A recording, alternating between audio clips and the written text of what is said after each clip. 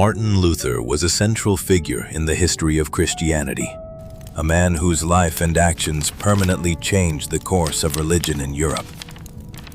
Born on November 10, 1483, in Eisleben, Germany, Luther grew up in a middle-class family shaped by religious austerity and the popular beliefs of his time. He first studied law, but in 1505, a near-death experience drove him into an Augustinian monastery in search of peace with God. He was ordained a priest in 1507 and earned a doctorate in theology in 1512. As a professor at the University of Wittenberg, he began developing the ideas that would spark the Protestant Reformation. In 1517, Luther wrote his famous 95 Theses, challenging the Catholic Church's sale of indulgences. These certificates were sold as a way to reduce time in purgatory and secure forgiveness. Luther argued they contradicted the clear biblical teaching of salvation by faith alone. When he nailed the theses to the door of the castle church in Wittenberg, he started far more than a debate. He ignited a religious revolution. The theses spread rapidly across Germany, especially among princes eager to limit papal power. The result was Protestantism, a movement that rejected many established traditions and insisted that Scripture alone is the final authority. One of the most controversial decisions Luther made was to remove 7 books from the Old Testament that Catholics call the deuterocanonical books: Tobit, Judith, Wisdom, Sirach, Ecclesiasticus, Baruch, and 1 and 2 Maccabees. In Protestant Bibles, the Old Testament dropped from 46 books to 39, leaving a total of 66 books instead of the Catholic 73. Why did he do it? Luther's first argument was language. He believed only books originally written in Hebrew or Aramaic carried full divine inspiration.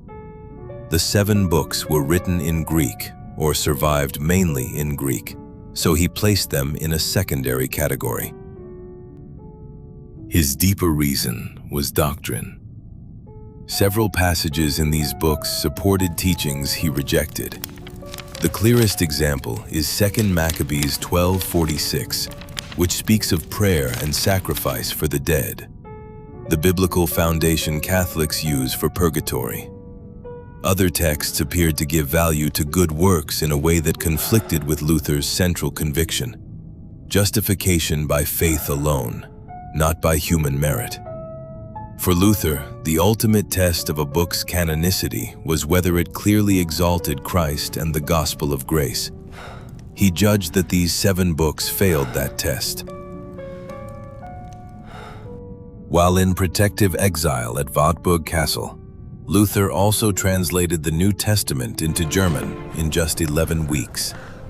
His complete Bible translation made Scripture available to ordinary people in their own language, helped standardize modern German, and became a powerful engine for the spread of Protestant ideas.